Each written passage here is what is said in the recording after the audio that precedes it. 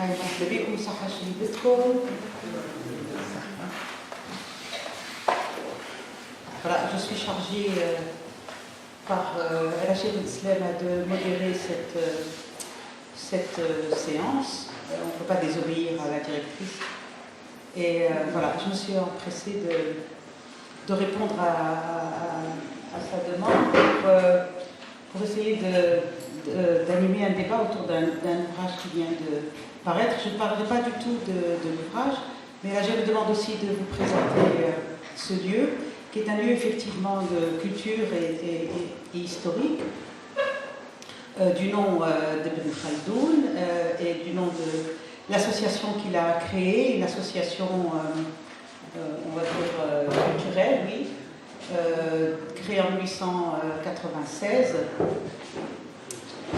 et qui devait précisément, dans la tête de l'élite de l'époque, en tout cas des fondateurs de l'époque, devait être une sorte de lieu moderne, la modernité, que tu adores. Et donc cette modernité poreuse devait se faire aussi dans une sociabilité intellectuelle qui leur semblait nouvelle par rapport à la sociabilité, j'allais dire, traditionnelle de l'élite zaytounienne. Donc voilà, il y avait une table, il y avait des tables, on devait être assis, et pas comme à la Zitouna pour des cours, mais on devait être là pour des débats, pour des causeries, pour des conférences.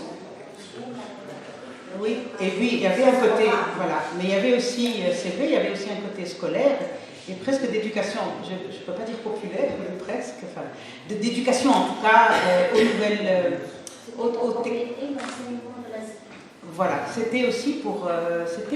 C'était pour faire une éducation à la moderne. Voilà. C'était un complément, excusez-moi, de l'enseignement de la Zitouna. Ils enseignaient les sciences modernes, voilà, qui n'existaient pas à la Zitouna. Voilà, tout à fait. Et donc, voilà, nous sommes là aujourd'hui dans ce lieu donc, qui respire un peu tout ce que l'élite de l'époque voulait de moderne, des livres. À l'époque, on était encore beaucoup dans le manuscrit, dans beaucoup de livres imprimés, comme vous le voyez, classés comme dans les bibliothèques, que cette élite-là aussi admirait beaucoup, les portraits aussi des personnes qui ont été à la fois ou célébrées ou qui ont fait partie aussi de la vie de cette élite. Alors je vois celle de Mohamed Fadl Ben Achour, qui a été le président de la Khaldouniya après la Deuxième Guerre mondiale et qui lui a donné aussi toute une activité presque politique aussi, en tout cas à l'époque. C'était aussi la rencontre, lui-même était syndicaliste, il était zaytounien et aussi il animait un peu cette association. Et c'est dans cette association que Mohamed Fadl Ben Achour aussi a joué aussi toute une carte politique qui était de rendre l'enseignement tunisien compatible avec les diplômes modernes, nouveaux. Donc il avait créé aussi un baccalauréat arabe, un diplôme de philosophie, etc. Je vois aussi un portrait de Abdaz Talbi. Alors je ne reconnais pas tout le monde, je ne suis pas très physionomiste, de Bachir Sfar, aussi qui est un des premiers historiens tunisiens. Et puis là, derrière moi, je ne sais plus à quelle place, vous avez aussi le portrait, en tout cas, de la princesse Nazli, qui était une égyptienne. Une dame. Une mécène. Voilà, une mécène, mais aussi une dame qui tenait salon beaucoup et qui était une dame cultivée un peu au salon 18e. Voilà, ça c'était les modèles de l'élite de l'époque et le lieu qui a été créé a été un lieu historique effectivement. Maintenant, je peux passer au vif du sujet. Alors, c'est une posture, bon, pour moi un peu inattendue parce que pour cette mission, mais j'ai accepté cette mission, si vous voulez, pour présenter trois femmes, comme vous voyez, trois amies, en tout cas trois de mes amies, trois universitaires, trois enseignantes, trois écrivaines, trois féministes, trois mères de famille, trois militaires. Voilà, vous avez vu que le nombre de choses qui les lient et qui me lient à elles. Alors, peut-être en essayant un peu de prendre un peu de distance, c'est assez difficile, mais c'est un exercice quand même sympathique. La première, en tout cas, elle a une formation de philosophie. Rajé a une formation de lettres et de civilisation arabe, et puis Rava a une formation de lettres françaises. Ça fait une différence quand même. Oui, voilà. Après, c'est pour ça qu'il faut regarder un peu ce qui lie. Et puis, je me suis demandé si, avec elle, moi-même, mais bon, ça faisait ce qu'on appelle une génération intellectuelle, comme le faisaient un peu les sociologues de la vie intellectuelle, de Karl Mannheim, si vous voulez. Et voilà, je pense qu'elle pourrait peut-être mais bon, c'est une question que je pose. Et puis la deuxième, peut-être un des signes peut-être de ce genre de réunion, ce serait peut-être parce que je suis en train de lire deux ouvrages qui le montrent très bien aussi, des ouvrages, l'un sur la littérature tunisienne, en arabe et en français, et l'autre sur les écrivains et les autorités, les écrivaines du reste, et les autorités de Rabi el-Khalifa, et puis l'autre c'est un travail de Samia Kassab et de Adel Khidr.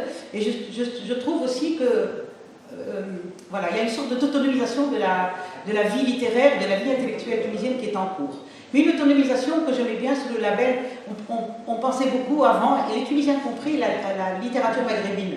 Et puis de plus en plus, je trouve qu'il y a une littérature algérienne, une littérature marocaine et une littérature tunisienne. Voilà, je pense aussi que nous sommes dans un moment historique un peu d'évolution de cette vie intellectuelle et littéraire en Tunisie qui se voit, et peut-être aussi que montre un peu ce mélange de genres. Alors, nos trois héroïnes ont trois rôles, ce matin aujourd'hui. Il y a deux discutantes, et puis Rava, l'auteur, qui est un peu le clou de la soirée. Enfin, alors, avant de passer au clou, je vais présenter Ebla. Rond et pointu. Un clou rond et pointu. Alors, comme sa plume. Alors, Ebla est de formation de philosophie. Alors, tu as été enseignante. J'ai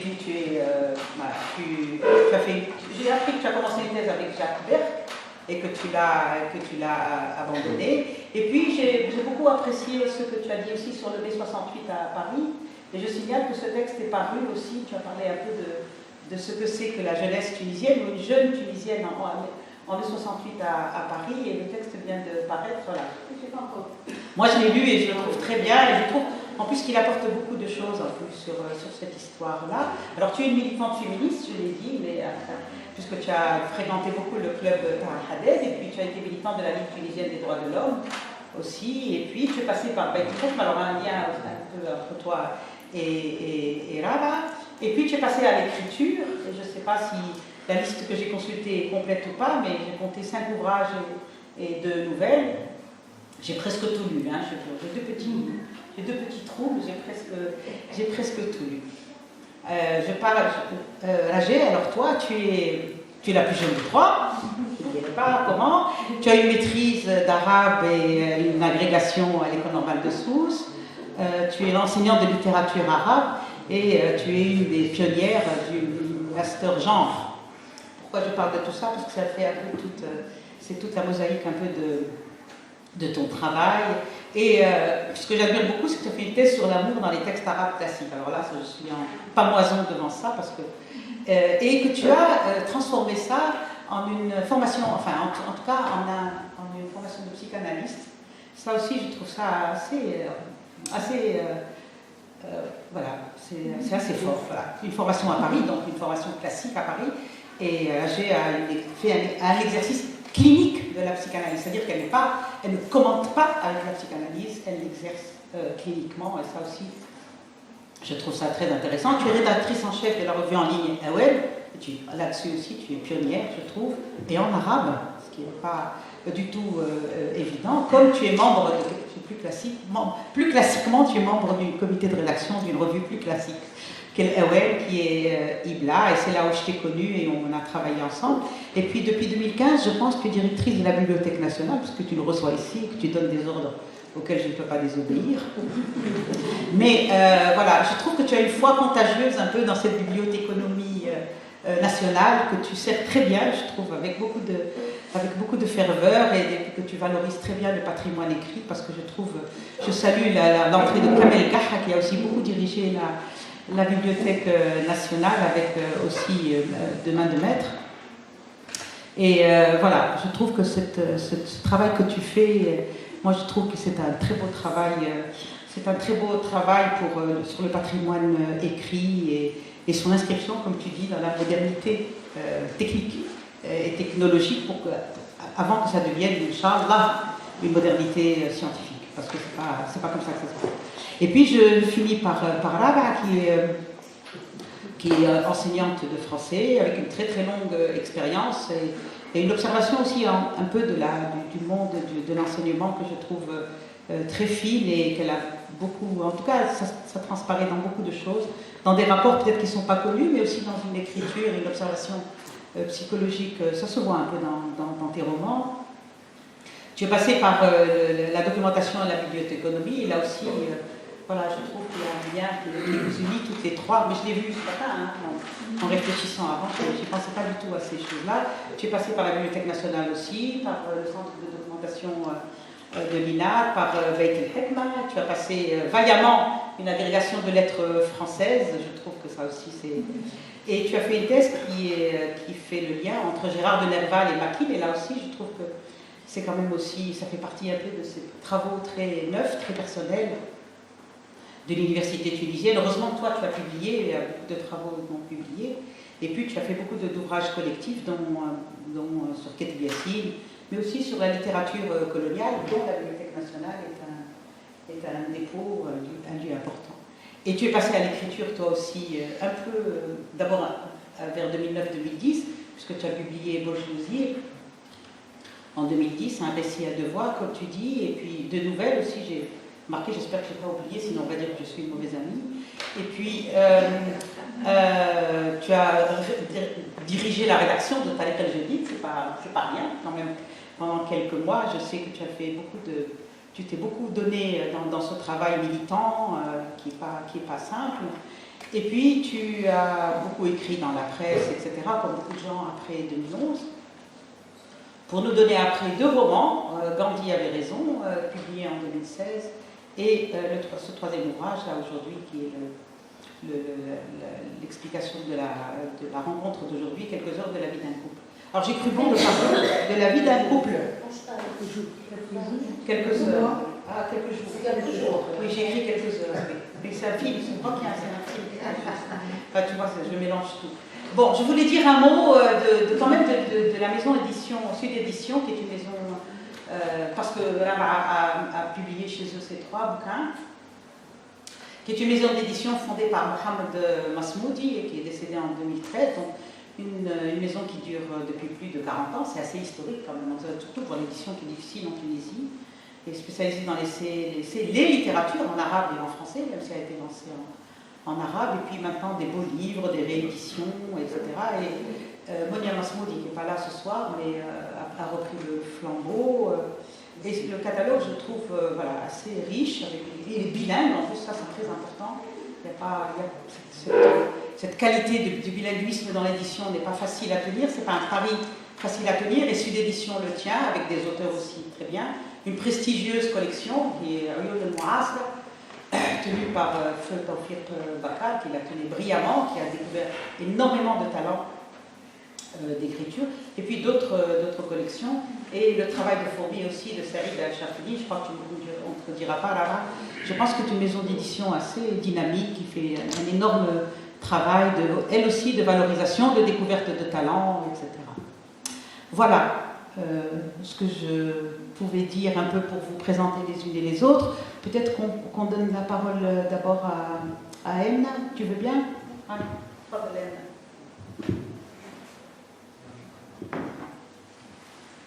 merci, Kmal. Merci à la GEP de nous recevoir dans ce lieu chargé d'histoire et qui nous parle à tous. Merci d'être présent pour nous écouter et pour échanger avec nous. Et merci à Lara de nous avoir écrit roman et de nous avoir donné le plaisir de le lire et de découvrir à travers ces 234 pages, non pas quelques jours de la vie d'un couple, comme le dit le titre, mais aussi quelques décennies de l'histoire et de la vie d'un pays, d'une société qui sont les nôtres. Car cet ouvrage, en fait, est un ouvrage ancré et très ancré dans une réalité que nous connaissons bien et qui a évolué sous nos yeux et qui dure encore aujourd'hui, puisque finalement, dans l'histoire, il y a une continuité. Moi, ce qui m'a beaucoup intéressée, c'est là-dessus donc qu'on pourrait revenir et discuter. Ce qui m'a intéressée, c'est justement en même temps cet ancrage, parce que c'est une écriture très très ancrée dans une réalité sociale, culturelle, politique. En même temps, cet ancrage et cette représentation d'une réalité que nous connaissons, dans laquelle nous vivons, et qui est très très bien transmise en fait, dont l'ambiance, dont l'atmosphère est fidèlement transmise dans ce roman. Et donc, je disais, ce sont deux choses à la fois, et le fait que cette réalité se révèle à nous à travers la démarche ou l'entreprise romanesque, c'est-à-dire la création d'une fiction qui nous permet de la saisir. Et à ce moment-là, nous passons en fait d'une réalité dont la rumeur nous parvient, nous passons de cette réalité à l'univers romanesque de l'écrivain. Et c'est ceci, et ce qui rend cela possible, c'est justement cette histoire inventée, les personnages qui vivent, que nous voyons vivre et évoluer sous nos yeux, que nous voyons se confronter les uns aux autres et se battre, lutter, et en même temps écrasés par une machine qui les dépasse. Ils sont, ces personnages-là, donc comme des pièces qui sont des éléments qui sont en fait qui bougent, et ce n'est pas ce qui les fait bouger, c'est les mécanismes et les rouages d'une société sur lequel que tu nous décris. Donc là-dessus, en fait, c'est moi, ce qui m'a intéressée finalement, c'est que cette histoire, ces personnages qui vivent et que nous voyons évoluer sous nos yeux, ils traduisent en même temps ce va-et-vient entre l'individu et le monde qui l'entoure. Ce monde-là que nous connaissons est gangrené, il est gangrené par la corruption, par l'arbitraire, par tout ce que nous connaissons bien et qui caractérise la Tunisie de Ben Ali. Donc, et nous les voyons en fait essayer de résister, subir en fait les lois d'airain, les lois contraignantes de cette réalité, mais en même temps essayer de lui faire face. Et en fait, ce qui est intéressant, c'est que la société se révèle à nous à travers une histoire inventée par un écrivain. Et c'est à ce moment-là que l'écrivain permet, en fait, s'engage dans sa réalité, engage avec lui le lecteur et essaye de s'affirmer lui-même en écrivant par cette écriture-là. Il essaye de s'affirmer au sein de cette réalité qui est écrasante et qui évolue selon ses propres lois, les lois de l'histoire, les lois de la culture, les lois de la politique. Et ce qui est intéressant, c'est que cet examen de la société, se fait à un moment où elle est en train de changer. Il y a un monde qui s'en va, un autre qui le remplace. Et je pense qu'en fait, dans les époques où il y a un tel changement, c'est-à-dire un changement, on va dire, sociologique, culturel, idéologique, ce sont des moments saisissants et intéressants à décrire, parce qu'il y a en fait beaucoup de forces qui s'expriment et qui poussent chacune dans son sens.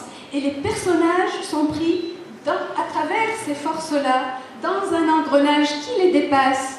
Et souvent, on a le sentiment que leur échec, c'est un peu le nôtre, que la tentative qu'ils font en permanence pour résister, pour donner un sens à leur vie, dans le retour au passé, dans le retour à l'enfance, dans cette espèce d'examen de soi, c'est un peu chacun de nous. Mais bien que les milieux que tu décris dans ce livre-là ne soient pas forcément le nôtre, mais on le connaît, c'est celui de vivre dans lequel vivent nos concitoyens, etc. Donc, en fait, c'est ça que j'ai trouvé intéressant. Et ce que je voulais donc te poser comme première question, par exemple, c'est est-ce que cette écriture-là, ce roman-là, cette histoire-là, t'ont permis de t'affirmer toi-même en tant que personne, en tant qu'individu, en tant que sujet conscient, qui réfléchit, est-ce que ça t'a pas permis de t'affirmer et de quelle façon dans une réalité qui t'écrase et qui nous écrase et en se faufilant là-dedans, en la racontant, est-ce que ce n'est pas une façon de donner un moyen de la comprendre, de la connaître, et en même temps d'échapper à toutes les contraintes qu'elle contient? Merci Emma. D'abord, merci Rajed de nous accueillir ici tous. Merci pour assurer la modération et à toi aussi Emma. Il était assez difficile de répondre à cette question. L'affirmation peut être bien en ce sens que lorsque on commence à écrire, on a une petite idée au départ, mais qu'il arrive un moment où on est soi-même emporté et en fait c'est plus le livre qui nous porte que nous qui portons le livre. On écrit et puis il y a un moment où on voit les choses, c'est vrai, de façon plus claire. Et peut-être qu'à ce niveau, On écrit et on lit. Voilà, exactement, au moment où on écrit, il y a quelque chose qui s'impose d'elle-même au niveau de l'écriture et qui mène dans une orientation plutôt que vers une autre. Par exemple, le récit en tant que tel, la fiction, je parle de la fiction et non pas de la réalité socio-politique de la période Ben Ali, c'est une histoire qui m'a interpellée et que je n'avais pas imaginé au départ. Elle est venue par la suite. L'idée au départ, c'était de montrer comment un couple vivant dans une société aussi difficile, aussi corrompue, aussi peu libre, avec une persistance extraordinaire des conventions sociales et du conservatisme, parce qu'on a toujours tendance à dire que la Tunisie a dépassé les conservatismes, que qu'on compare constamment à tel pays, à tel autre. En définitive, au sein des familles, on ressent parfaitement bien la pesanteur des éducations, du conservatisme des parents, de l'environnement, etc. Et donc au départ, c'était vraiment ça. Et puis progressivement, la force du personnage s'est un petit peu imposée à moi, et son histoire est venue comme ça au fur et à mesure. Peut-être qu'elle révèle quelque chose, je ne sais pas, je ne peux pas le dire, honnêtement. Je ne sais pas si ça a changé quelque chose à ma vision des choses, du monde. Peut-être bien, puisqu'elle m'a permis d'aller assez loin dans des rapports dont je n'avais moi-même pas une connaissance particulière. Je ne pense pas avoir été confrontée à des situations aussi dramatiques ou avoir vécu avec des gens qui ont vécu un tel drame, c'est-à-dire, puisque là, certains d'entre vous l'ont lu, il s'agit d'un personnage qui se trouve au sein d'une famille extrêmement conservatrice, pas la mère en tout cas, qui se trouve prise entre le conservatisme de la famille et une mère qui, à force d'avoir été brimée, finit par fuguer et par vivre une histoire d'amour personnel qui n'aura duré que très peu de temps. Et à partir de là, tous les rapports entre les personnages de la famille changent, et la fille, qui est elle-même le fruit de l'union entre la mère et son amant, est une recherche de sa propre histoire, dont on ne lui a jamais parlé, mais dont elle a subi les conséquences par le rejet systématique de la famille. Peut-être que ce cheminement au sein d'une société tellement dure pour une personne que l'on accuse, en fin de compte, d'être responsable de porter le poids d'une faute, presque une faute originelle, m'a un petit peu interpellée, en ce sens que j'essaie de comprendre pourquoi en définitive il y a cette idée, cette notion de la faute originelle. Est-ce que c'est religieux? Est-ce que ça ne l'est pas? Je n'ai pas posé dans ces termes, mais derrière ça, l'interpellation était un petit peu celle-là, c'est-à-dire le but, le message, comme aiment dire les étudiants, c'était un petit peu cette idée-là de vouloir comprendre pourquoi il y a un tel déterminisme et comment échapper au sein d'un conservatisme d'autant plus dangereux qui ne dit pas son nom et qui est couvert sous l'étiquette d'un pays développé parce qu'une frange de la société parvient ou a été libérée pour une raison ou pour une autre, sans l'être totalement. Donc ce sont ces contradictions qui m'interpellent, que j'essaie de comprendre à travers, comme tu le disais toi-même, plus la fiction que la réalité, ça c'est un vérin.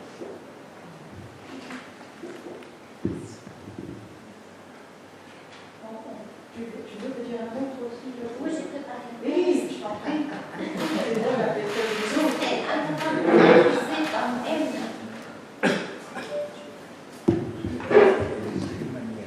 Alors, j'ai accepté de présenter le roman de Rabaa, pas seulement par amitié pour elle, mais surtout par curiosité. Parce que Rabaa est une excellente conteuse.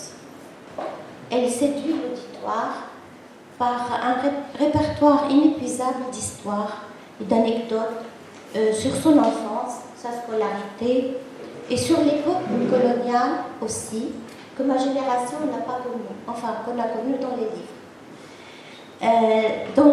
Mais après avoir lu le livre, je n'ai pas été déçue par la romancière, bien au contraire. Alors, je ne prétends pas, même si j'ai écrit un texte, je ne prétends pas présenter une analyse exhaustive du roman, d'autant plus que je n'ai pas enseigné le roman et je ne suis pas narratologue enfin, je ne suis pas spécialiste de ce qu'on appelle la sémiotique narrative. Voilà. Mais j'ai fait un effort. J'avancerai seulement quelques remarques et quelques hypothèses interprétatives. Voilà. Première remarque, elle concerne la structure du roman d'une manière générale. Et là, je rejoins ce qui a été dit par Emna.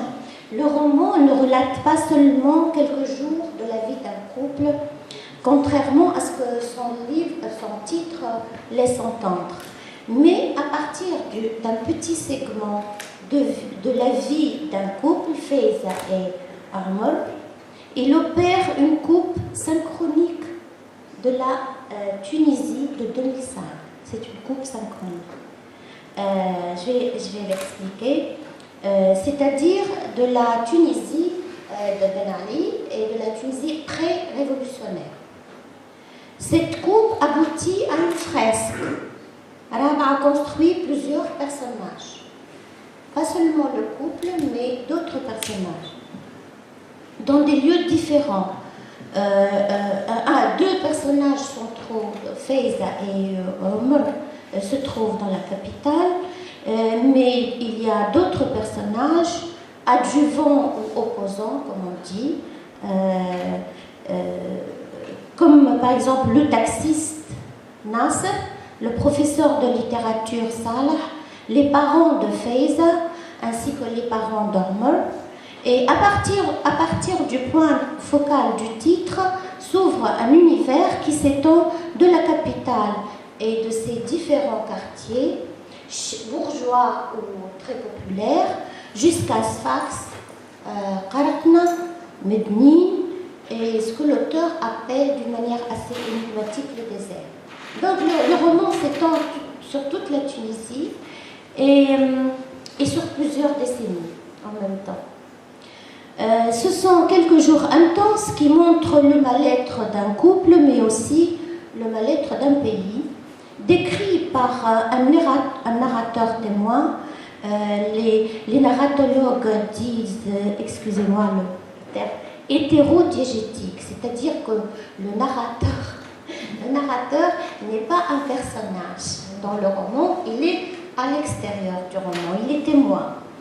Donc, il est décrit par la situation, le pays est décrit comme étant une bombe à retardement à cause de deux phénomènes exacerbés que la narratrice décrit bien. La corruption, incarnée par l'oncle de Omar, qui a un nom terrible, on y reviendra, Esmou Omar Abdel Jabbar, non, Munji Abdel Jabbar. Et ça, c'est donc la question de la corruption. Et l'autre phénomène est la religiosité, ce que appelle Rabat la religiosité démonstrative qui emporte le pays. Nous retrouvons là le talent de celle qui a raconté l'histoire de la révolution tunisienne, je rappelle, dans le catalogue publié par le collectif en charge de la collecte des archives de la révolution tunisienne.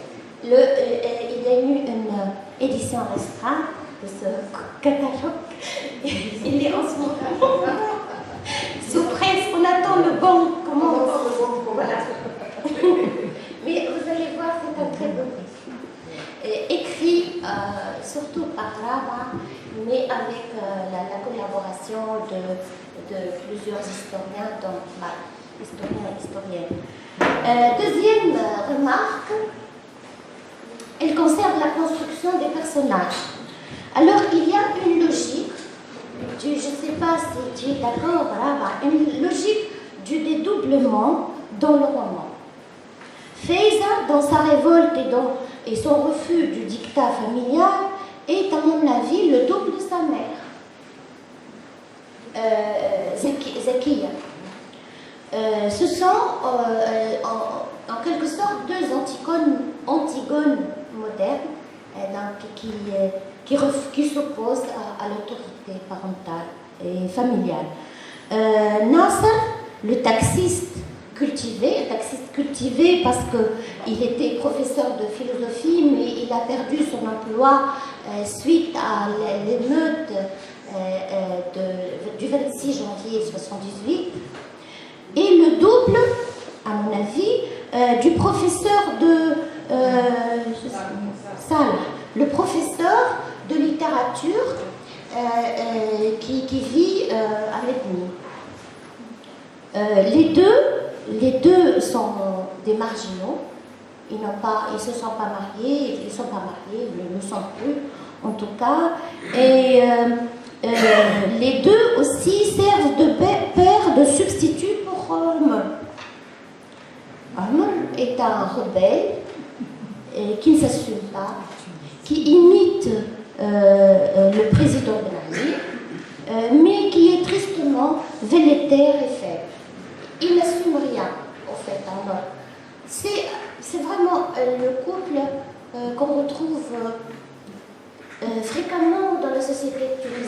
femme est très forte, elle s'assume, elle sait ce qu'elle veut, et le mari, je suis désolée, le mari est faible et velléitaire. C'est pas un diagnostic de psychanalyse, c'est un diagnostic. Voilà. Vous avez compris. Et Salah el-Nasr s'oppose à un autre couple de père biologique et rejeté. Le père de Faiza et celui d'Omar, ils se ressemblent. Ils sont tous les deux fanatiques et haineux. Ils se ressemblent. Et les deux mères de Faiza et d'Omar se ressemblent aussi. Elles forment un double. Parce que toutes les deux subissent l'autorité ce sont des femmes résignées. Elles subissent l'autorité de leur mari, mais en même temps, elles adorent la radio.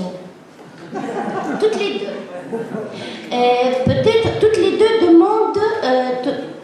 La radio leur permet peut-être de surmonter leur solitude. En fait, c'est des femmes qui sont résignées, mais qui ne sont pas dans l'obéissance aveugle. Elles sont résignées, mais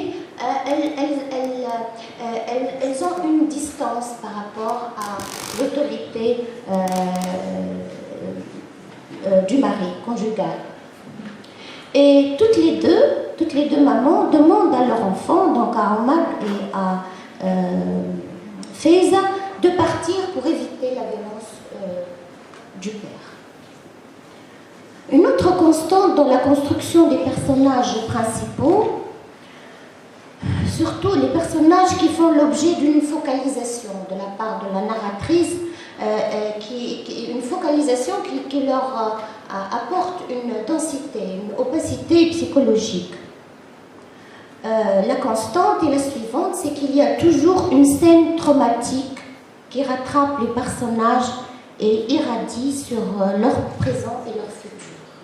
Ils sont déterminés par un trauma vécu dans l'enfance. Pour Faiza, par exemple, c'est la scène du châtiment infligé à sa mère qui a eu une aventure extra-conjugale. Pour Omar, c'est la scène du lynchage par le mari de la cousine. Pour Salah, c'est le naufrage et la mort de son petit frère. Faiza et Omar ont décidé ce passé traumatique est devenu très lourd. Ils ont tous les deux successivement décidé de retourner vers leur lieu d'origine, leur lieu familial. Le premier, Omar, dans l'espoir de se ressourcer. La deuxième, Faiza, dans l'espoir de découvrir la vérité de sa filiation, parce que les souvenirs remontent et elle commence à avoir des doutes. Ils sont tous les deux déçus et rejetés. On est toujours éjecté en dehors des origines, de ses origines. C'est peut-être l'une des moralités du roman. On ne peut pas retourner et trouver une sénérité chez ses parents. On ne peut pas. Le retour est impossible. Si Faiza, tout à fait comme Oedipe, le personnage de Sophocle, découvre l'horreur de la vérité, puisqu'on lui confirme ce qu'elle a toujours su d'une manière ou d'une autre, c'est-à-dire le fait qu'elle soit la fille d'un autre, elle ne retrouve pas pour autant son père biologique, elle ne se réconcilie pas non plus avec sa famille. C'est fini. Elle est éjectée en dehors du passé et de l'origine et de la maison familiale. Elle doit, avec son époux, surmonter un deuil brutal et douloureux. La troisième remarque concerne, c'est une remarque fleuve, je reconnais, concerne l'onomastique romancière, c'est-à-dire la poétique l'usage et la poétique des noms propres. Le nom propre est considéré, je fais un peu de théorie, comme le prince des signifiants.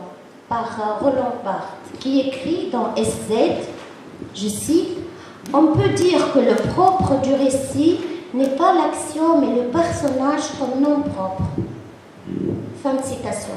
La règle qui découle de ces considérations est que dans la fiction, le nom propre est, du moins très souvent, motivé. Il n'est pas arbitraire. Qu'en est-il donc de l'onomastique de ce roman? Pour certains personnages, je pense que Rab'a fait usage d'un procédé ironique qui consiste à attribuer un nom propre à un personnage qui est en opposition totale avec le nom qu'il porte. Par exemple, Chérif Tounsi, alors que c'est un corrompu, c'est le PDG de la banque, et c'est un mafieux. Or, elle lui donne le nom de Chérif, Chérif qui veut dire l'honorable. Et Sadr, c'est un nom, Sadr, c'est un nom qui veut dire le sincère, celui qui ne ment pas. Elle donne ce nom à un personnage vraiment redoutable qui est au service du mafieux, de l'oncle de Al-Jabbar. Donc un personnage vraiment odieux. Mais d'autres personnages portent bien leur nom. Par exemple, Nasser et Salah sont des personnages qui apportent secours à Omar. Nasser surtout a secouru Omar au moment où il était en proie à une crise de dépersonnalisation que Rab'a a décrit avec beaucoup de finesse psychologique. Une dépersonnalisation, c'est-à-dire un sentiment d'absence à soi, un sentiment, il ne sait plus qui il est. C'est ça. C'est ce qu'a vécu Omar après son licenciement. Mais le nom propre qui retentit le plus et dont la signification est soulignée par Faiza à la fin du roman, dans un moment de lucidité douloureuse, est celui de Munji Abdel Jabbar. C'est un oxymore. Munji, ça veut dire le sauveur, et elle le dit, Rab'a l'explique dans une note en bas de page. Munji, ça veut dire le sauveur. Abdel Jabbar, ça veut dire le serveur du tout-puissant Jabbar. Non, c'est plus que l'omnipotent, tout-puissant, etc. C'est l'un des noms de, je dirais même le terrifiant, Jabbar. Alors,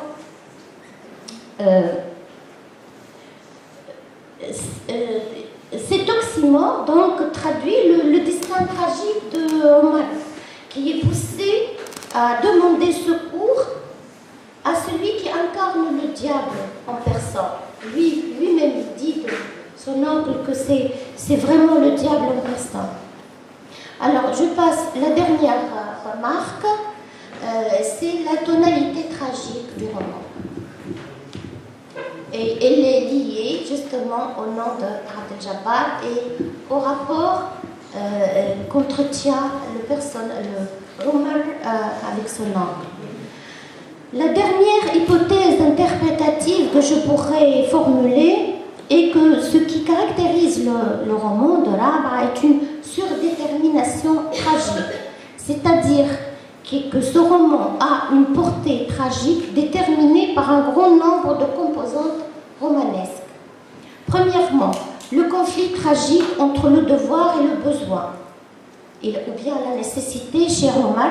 Omar, je rappelle, est entraîné par son amour pour Faiza sur un chemin dont il ne voulait pas, celui de la corruption. Il a été obligé d'être corrompu, donc d'accepter de l'argent du PDG ou de son oncle pour satisfaire Faiza qui voulait un mariage en pompe et qui voulait des cadeaux, etc. Mais Omar n'accepte pas cette échéance morale et entame sa course vers l'autopunition. Et c'est comme la perte de... Il s'est mis à raconter des blagues sur Ben Ali, sur le plus à l'imiter, etc. J'interprète ce geste comme un acte d'autopunition. Cet acte a abouti donc à son licenciement. Mais il n'assume rien, Romain. Il n'assume ni sa corruption, ni son licenciement. Parce qu'il est faible, comme je l'ai dit. Enfin, il est très peu tragique, en fait. C'est pas un héros tragique.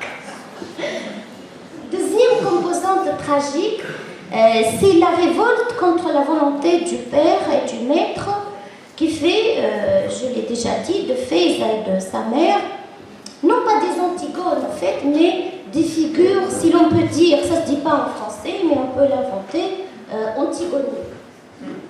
C'est-à-dire faisant penser à Antigone qui s'est opposée, comme vous le savez, à Créon jusqu'à sa mort. La troisième composante tragique est une formulation de ce qu'on appelle en grec l'amartia, c'est-à-dire la faute fatale conduisant à la chute du héros ou de l'héroïne et qui fait de lui ou d'elle un innocent coupable ou un coupable innocent. Avec l'amartia, on n'est ni coupable ni innocent en fait. On a commis une faute, mais on l'a commise comme Oedipe. Quand il a commis la faute de l'inceste et du parricide, il ne voulait pas en fait.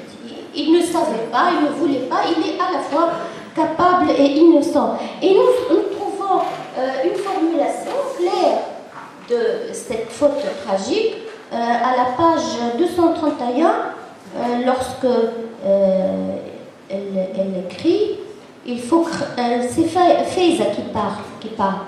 Il faut croire qu'il y a des destinées comme ça qui sont marquées par je ne sais comment appeler ça une faute.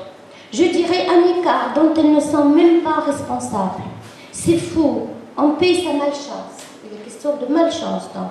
Ma mère, si l'on réfléchit bien, elle ne paye pas un péché d'amour, mais la malchance d'être tombée dans une famille odieuse. Je pense à ma grand-mère, bien sûr. Ton oncle, elle parle à Romain, ton oncle, lui aussi, c'est une ordure qu'on a eu la malchance de rencontrer.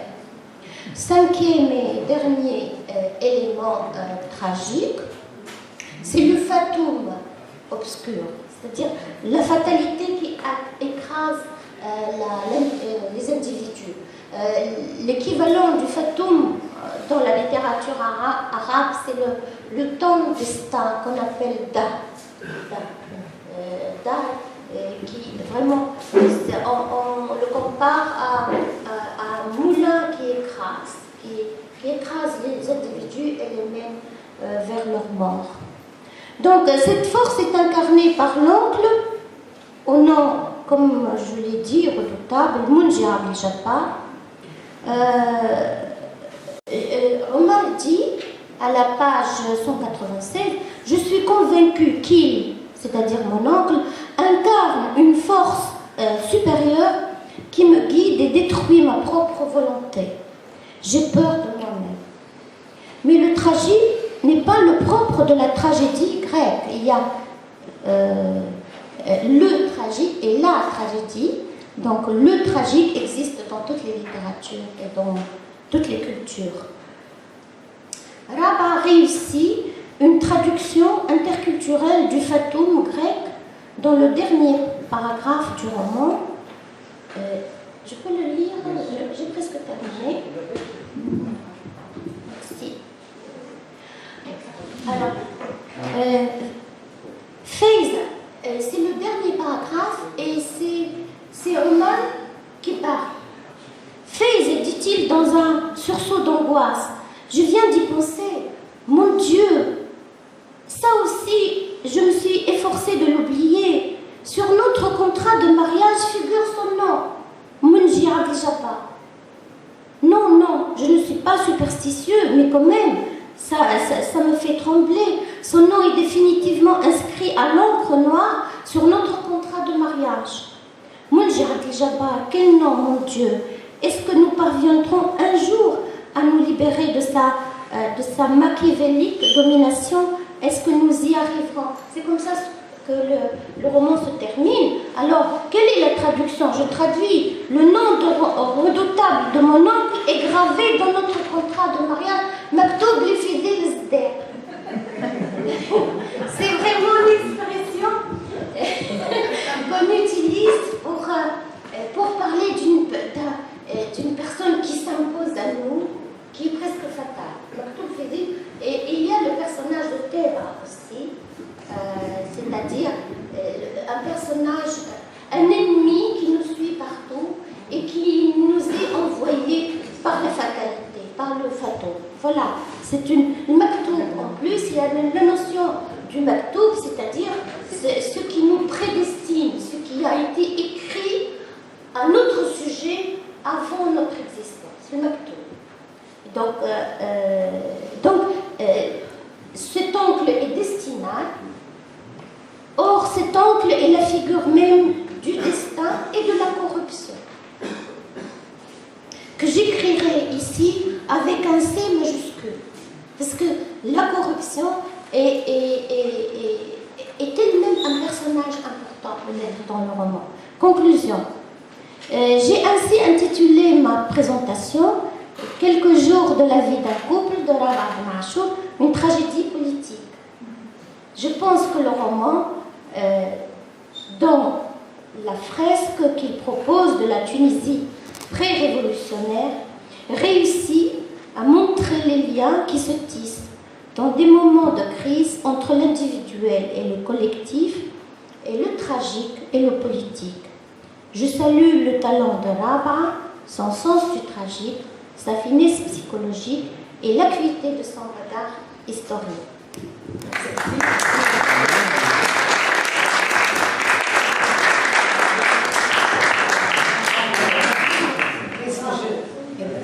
L'auteur répond.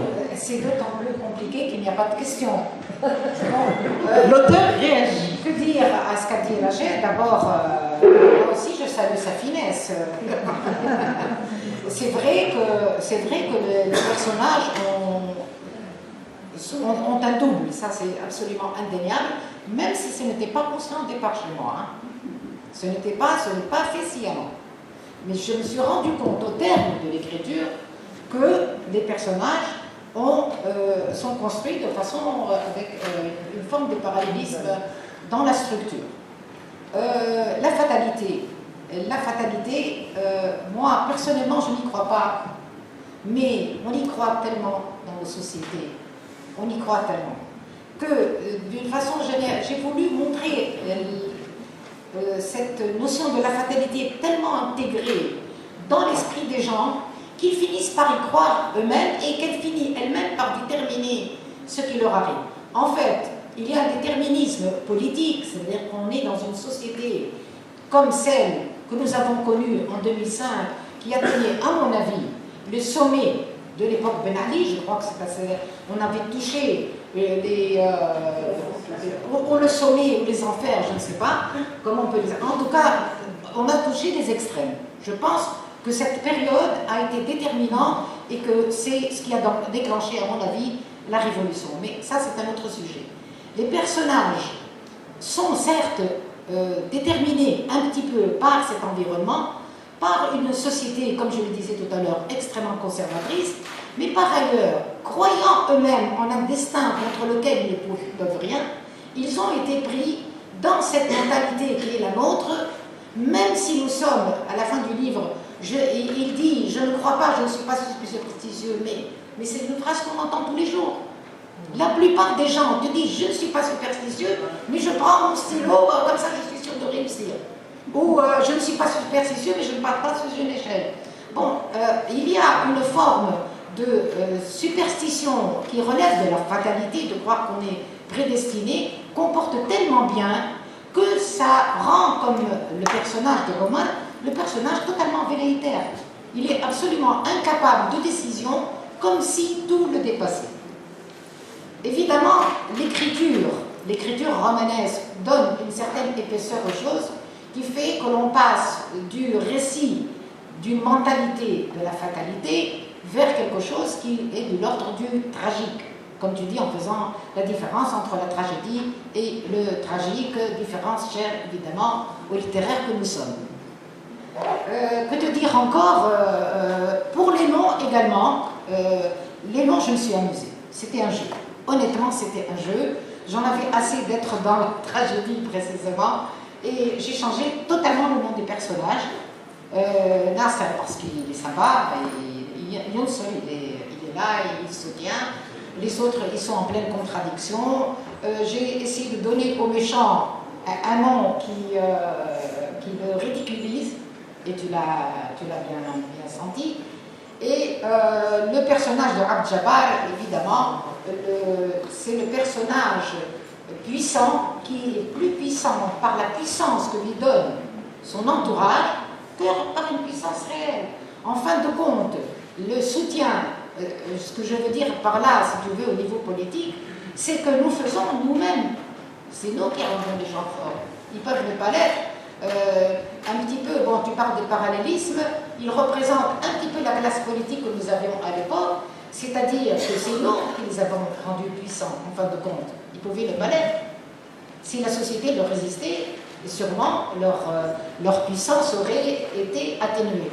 Donc il y a tout le temps, dans ce que j'essaie de faire, un va-et-vient entre ce qui relève de l'ordre de la société, des structures de la société tunisienne, telle qu'elle se présentait en 2005 et dont a parlé Emna, et sur le comportement des personnages qui approchent de leur propre vérité, mais qui fuient toujours cette propre vérité avec la peur d'aller jusqu'au bout et de découvrir ce qu'ils sont. Faiza finit par découvrir sa vérité, et c'est en cela, qu'elle est un personnage tragique qui est capable d'aller jusqu'au bout de ses attentes, de sa critique, de son rejet et de sa révolte. En définitive, c'est un personnage révolté qui au départ n'a pas eu le courage d'assumer cette révolte, mais qui a fini par être un petit peu poussé et qui progressivement a fini par se révolter et par tout rejeter,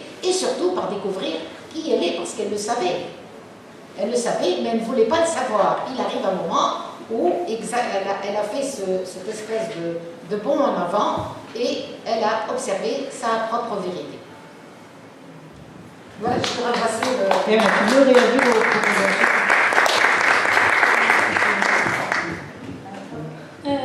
Oui, en fait, Rachel a presque tout dit. En fait, elle a relevé tous les éléments intéressants du livre, elle les a bien exposés, analysés, etc.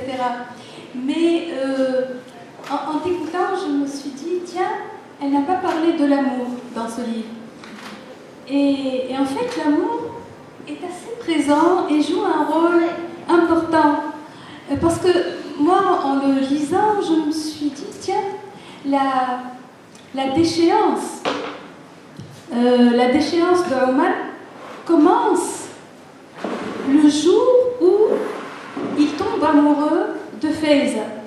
Et c'est un amour qui est décrit comme quelque chose qui vous tombe dessus, qui vous rend, qui vous fait perdre votre raison, votre volonté, votre liberté. Vous êtes vraiment, c'est le début d'une soumission à une forme de fatoum aussi particulière. Alors cet amour-là, c'est un amour irrésistible et qui, au moment où il s'empare du personnage, et en particulier de Omar, il s'empare de lui, et ce personnage-là se sent partir. C'est comme s'il se liquéfiait, c'est comme s'il n'était plus lui-même. Et à ce moment-là, commence le mécanisme de la peur qui va s'installer en lui.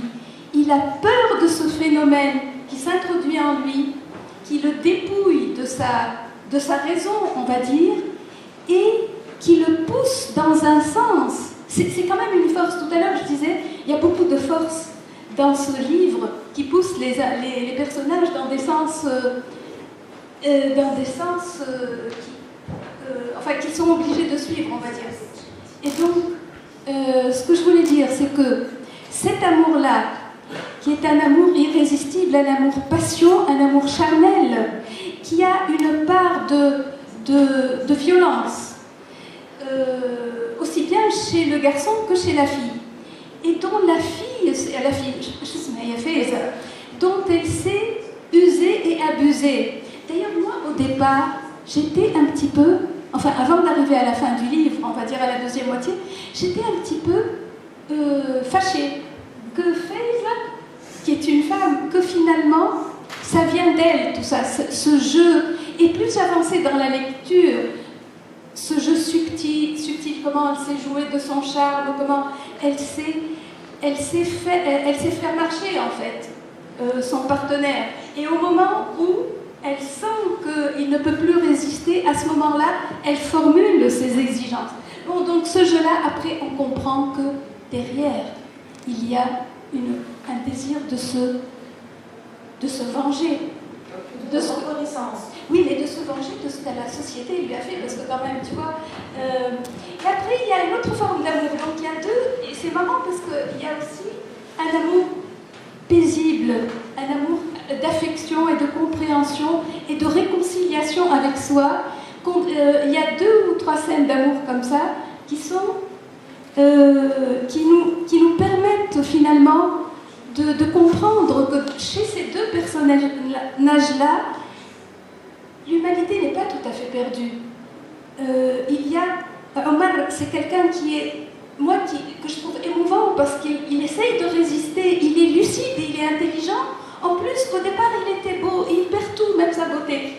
Et elle aussi, elle essaye de résister, elle essaye de comprendre. Et le personnage maléfique du départ laisse la place à un personnage qui a été persécuté par la société, qui est né avec l'idée d'un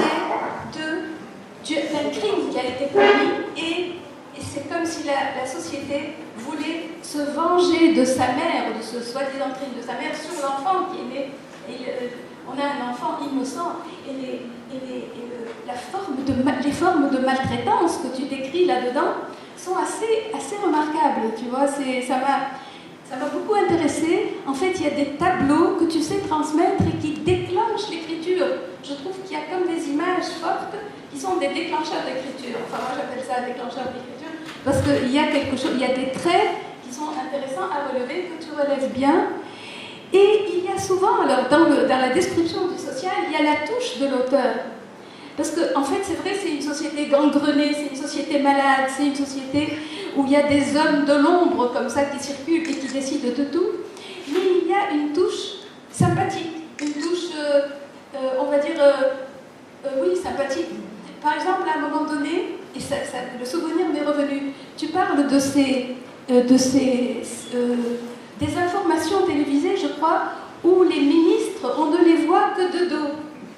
Et je me suis rappelé que pendant des années, c'était vrai ça. Tout le monde savait qu'à la télévision, on ne pouvait voir que le chef, que le numéro 1, les autres, on ne pouvait les voir que de dos. Ce sont des petites touches comme ça qui font les souvenirs et qui font de nous, en fait, parce que nous sommes les lecteurs du dedans. Il y a le lecteur du dedans, le lecteur du dehors, qui font de nous un petit peu les complices de l'auteur. Et nous nous engageons avec lui dans cette histoire où il y a pas mal de rebondissements et puis finalement qui se termine. En fait, il n'y a pas de fin. Et ça, j'ai apprécié finalement. Il n'y a pas de fin. Il y a cette espèce de déchéance qui continue et un désespoir dont on ne sort pas et c'est donc ça laisse l'auteur, le lecteur imaginer toutes les formes d'évolution possibles et imaginables. La vérité qui éclate. À la fin du roman, il y a des vérités qui éclatent. On ne sait pas ce qui se passera par la suite, mais on sait que cette vérité permettra peut-être un sursaut, Une reconstruction. destruction de soi. Et il y a effectivement des scènes de tendresse conjugale. C'est peut-être ce qui sauvera le couple, ce qui sauvera un mari le couple, peut-être. Bon, un peu d'amour. Voilà, alors toi tu as parlé d'amour, et effectivement, ce que je voulais montrer à la fin du roman, c'est l'amour tendre, la compréhension s'est substituée à la violence des rapports physiques qui lient les personnages entre eux. En plus, il y a quand même l'histoire de la mère. La mère a vécu toute sa vie, a sacrifié sa vie entière, et ses enfants, et son confort, etc., pour le souvenir de quelqu'un dont elle n'a plus aucune nouvelle, elle ne sait même plus qui il est.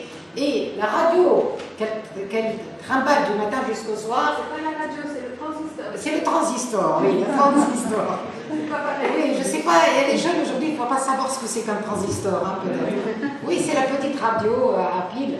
Et cette personne écoutait la radio, je laisse entendre qu'elle voulait savoir, avoir une nouvelle et continuer à suivre ce personnage qu'elle a aimé, mais qu'on ne voit pas dans le roman, que personne ne connaît et qui n'est présent que dans son souvenir. Et je crois que toute la force de l'amour se trouve chez ce personnage. C'est le personnage que je préfère, moi, personnellement. Le personnage de la mère. Ouais. Ouais. C'est le personnage que je préfère parce que dans ce monde où chacun des personnages a joué, où c'est plus ou moins corrompu, ou a plus ou moins été double, la mère, elle est restée fidèle à elle-même, et fidèle à cet amour, et fidèle au souvenir de cet amour. Toute vieille femme qu'elle est devenue à 80 ans, elle était dans sa tête toujours aussi fraîche. Elle a quand même subi les purs sévices, elle a été battue, elle a été séquestrée, on l'a privée de ses enfants, on l'a privée de plein de choses. Ses enfants même ont réussi à participer à sa déchéance, et pourtant elle ne connaît pas la déchéance. Malgré tout, on a essayé de la déchoir, mais on n'a jamais réussi. Et donc, il y a beaucoup de gens qui m'ont dit que le roman est pessimiste. Il n'est absolument pas pessimiste, précisément parce qu'il dénonce une société corrompue, mais il fait triompher quand même la relation d'amour, puisque les personnages ne s'en sortent pas, ils sont ensemble. Et ils continuent ensemble, même si le nom du Abjaba est signé sur leur contrat de mariage, puisque c'était le témoin du personnage masculin. Ça reste quand même quelque chose, un lien extraordinaire, et ils doivent faire face ensemble à ce qui est un destin, et je pense qu'ils peuvent s'en sortir par rapport à ce destin, parce que je pense qu'on peut toujours s'en sortir. On attend et que, voilà, et que ma foi, le destin, je sais pas, je reste sceptique quand même. On attend d'abord les questions de la salle, si vous en avez.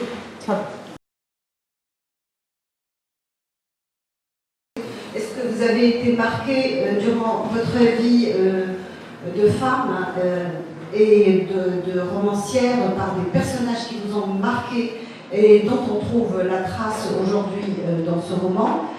Et puis, deuxième question, quel rôle vous vous êtes arrogé en tant que narratrice? Est-ce que c'est une narratrice complice, critique, aimante de certains personnages? J'aimerais savoir quel est votre rôle, le rôle que vous êtes arrogé. Merci. Part de l'expérience du vécu. Mais quand c'est conscient, quand je sais que je suis en train de parler de gens que je connais, en général, c'est au niveau de l'anecdote. Pratiquement tous les gens qui sont autour de moi sont des gens qui m'ont raconté quelque chose, et en général c'est l'aspect un peu ludique. Par exemple, le transistor, je l'ai vécu jusqu'à pas mal, le transistor. Hein? Mais il n'avait pas la fonction que je lui ai donnée dans le roman. C'est pour vous expliquer comment on change les choses. Le transistor, vous avez quelqu'un dans la famille qui avait un transistor en permanence. Et moi, ça m'étonnait, ça m'interpellait, je ne comprenais pas. Bon, c'est vrai que la personne qui écoutait cette radio connaissait toutes les chansons, les matchs de foot, ce que produisaient les salles de cinéma, tout. Et ça m'interpellait, mais j'en ai fait quelque chose qui n'a strictement rien à voir avec ce que j'ai pu découvrir chez Herman. Je peux même citer l'expérience que le professeur qui est dans le sud, c'est quelqu'un que j'ai connu, mais il n'a strictement rien à voir avec. C'est-à-dire au départ, le vécu me sert dans le détail, ça simplement pour un clin d'œil comme ça, un souvenir à une personne, à une situation, même des fois un objet. Maintenant, le rapport que j'entretiens avec les personnages, je viens de dire que j'ai eu de la sympathie pour la mère. Maintenant, elle a vécu, c'est elle qui a vécu finalement, elle n'a pas de vie au sens où on l'entend, mais elle a une vie intérieure extraordinaire. Je ne sais pas, je ne suis pas capable de répondre à cette question. Il y a des moments où j'ai de la sympathie, il y a des moments où j'ai de la distance, il y a des personnages que je ne peux plus supporter moi-même. Et quelquefois, je suis obligée de réécrire, de refaire un autre portrait, parce que j'ai été trop antipathique. Et voilà comment ça se passe. C'est assez complexe les rapports, on voit bien. Quelqu'un qui écrit même avec le récit même avec le récit. Et des personnages, parce que vraiment elle a cette qualité à travers le livre de faire de la sociologie. Elle décrit la société d'une façon, c'est pas la première fois dans Ramdi aussi, on a vu la manière dont elle décrit sa société et la manière dont elle décrit les situations, les vécus politiques et sociologique, elle en fait une histoire et donc révèle l'intérêt d'autant plus que c'est n'importe qui peut lire cette histoire. Mais n'importe qui ne peut pas faire l'analyse qu'on a fait. Et vraiment, je trouvais ça remarquable, et surtout au niveau des personnages. Par contre, ce qui m'a le plus étonné chez vous, moi j'ai trouvé qu'il y a des passions dévorantes, destructrices dans ce livre. C'est pas l'amour, c'est de la passion. Et c'est ça qui est remarquable. Il y a des fois de la tendresse, quand vraiment ça atteint des paroxysmes, on respire. Enfin, on peut se permettre de respirer, mais c'est étonnant que de la part de Rachel, toi, tu n'as pas parlé de passion. Et ça, je me demande si tu l'as fait intentionnellement ou si tu as fait la même remarque ou pas. Cette passion qui a détruit finalement Omar, qui a détruit la mère, surtout le personnage de la mère qui est central, ce sont des personnages remarquables, mais qui réellement, à travers ta lecture, prennent une dimension beaucoup plus grande. Le parallélisme, par exemple, même si on le remarque, la façon dont tu as disséqué ces personnages est absolument formidable. C'est ça ce que je voulais dire. Et vraiment, merci pour cette soirée. Il y a l'amour très fort, passionnel, mais il y a aussi l'amour de l'argent. Il y a deux passions dans la vie. Il y a des passions. L'amour de l'argent et du pouvoir. Et l'amour de l'argent est une passion encore plus dévorante que celle de l'amour. Bon, l'amour, chez les Arabes, l'âge est vraiment l'amour qui mène à la mort. On meurt d'amour. Sinon, c'est pas de l'amour.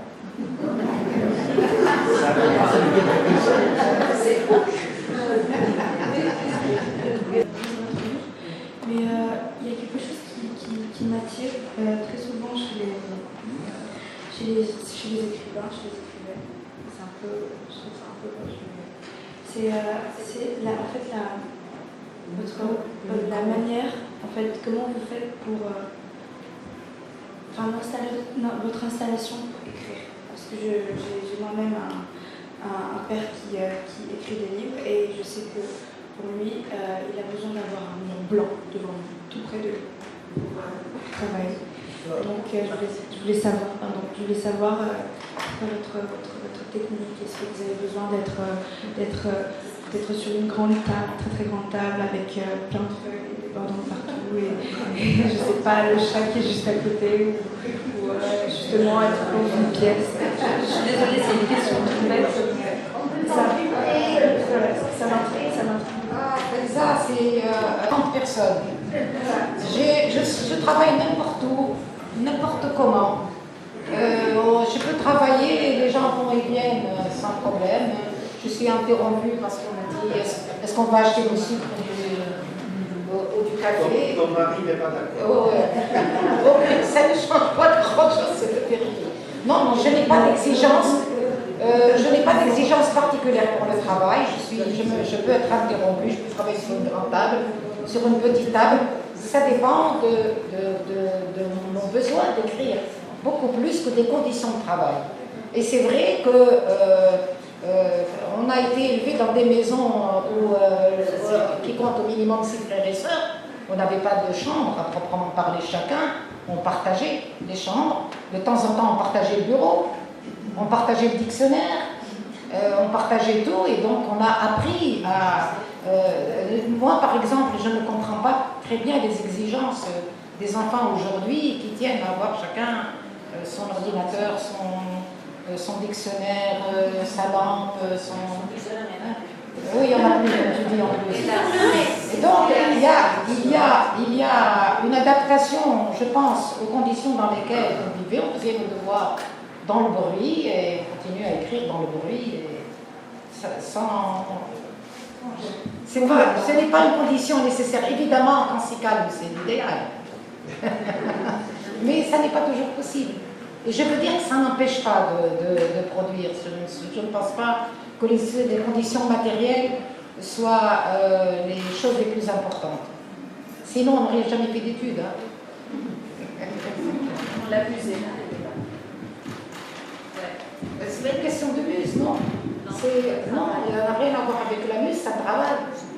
L'écriture, c'est aussi un travail où il y a de l'imagination. Évidemment, si on n'a pas d'imagination, on ne peut pas raconter l'histoire. Mais c'est l'imagination, c'est le travail. C'est un travail d'abord d'écriture. La première des choses, ce n'est pas construire seulement un récit. C'est pas imaginer un récit, c'est d'écrire ce récit. Et voilà, c'est comment aborder un récit, comment camper les personnages, etc., etc. Donc c'est du travail. D'autres questions sur le roman ou sur la romancière? Oui, je crois que... Moi, je rebondis sur la question de Faiza, qui est mon élève. Voilà. Alors, Rabra, est-ce que c'est une symphonie avec le clavier ou est-ce qu'on est dans la tradition du stylo à plume, du papier, du syndrome de la feuille blanche? Ah non, je suis devenue une femme très moderne. Ah, d'accord. Non, dès qu'il y a eu des claviers, je me suis convertie au clavier. Super. C'est vrai que c'est plus facile. Oui. Et là, pour ce livre qui a suscité chez tout le monde un intérêt incontestable. Mais c'est surtout la présentation de vos amis qui est aussi une performance extraordinaire. Et je voudrais vous féliciter. Et je vous fais une suggestion par rapport à ce que j'ai entendu, ce que vous avez suggéré. C'est en fait une pièce de théâtre. Il faudrait peut-être la sortir du carcan intellectuel et la livrer à la scène pour être plus... parce que c'est vraiment extraordinaire. Ou à la Moussel, mais plus le théâtre. Parce que ce que vous avez... Ce qu'a fait... Ragel. C'est formidable. Vraiment, c'est une pièce de théâtre. On a tous ri, on a beaucoup ri avec votre présentation. Merci.